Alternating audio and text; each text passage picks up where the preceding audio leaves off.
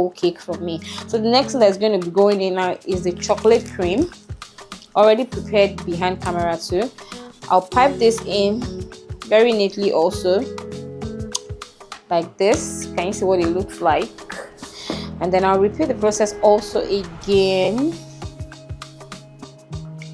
Remember I told you that I'm doing this just to show you all how to multitask.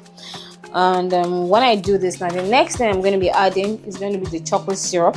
You can use any brand of your choice, but I always personally prefer the one that is slightly thickened like this brand, so it helps it not to be runny or so messy.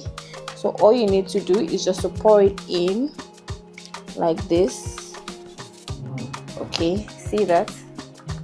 You really don't have to worry about it touching the side, and that's because it's going to run all the way down. It's a syrup, so before we are done, it's all going to go all in. Okay, so this is what it looks like. So at this point now, what I'm going to now do is to add up, you know, the crushed, see that, cookies into it.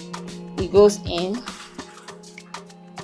it goes in no particular order, but I mean, just make sure that you're generous enough to make them feel the texture when they're eating it. And then the next thing you're going to be adding is going to be another layer of cake. This more like seals in that what is that called, the cookies, sorry, I mean, so that nobody knows what is going on. You can't even see it. It is when you dig in that you know that, oh, there is something interesting going on in this trifle. Can you see what I'm saying? After I'm done with this, then I'll go in with the layer of the custard, the chocolate cream custard. Same. Okay.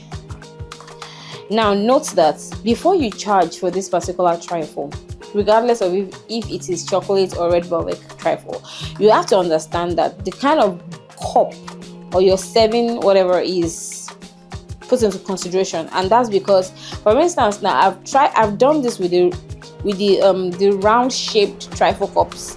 Those are a lot cheaper because they don't take on as much cream, as much cake, as much filling as a square shaped one would. So obviously, if you're going to be charging for that, you know that you're going to be charging higher for this kind of shape rather than the round one.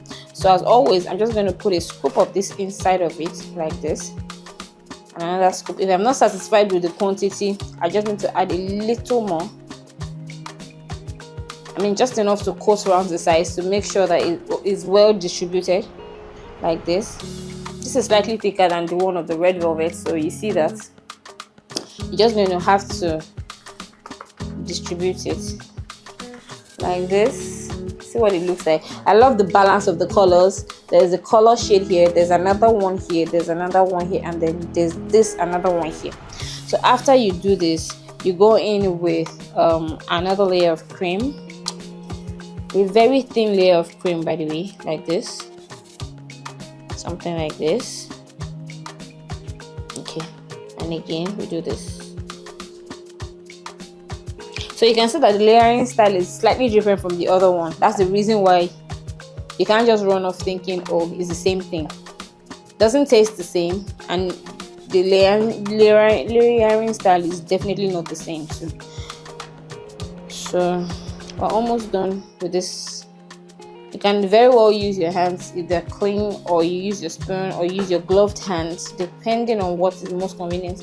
And make sure that your hands are clean or your gloves are clean, whatever it is you want to use. This is edible stuff, so you have to be very careful when you're working with it, you know, because your hygiene is very important.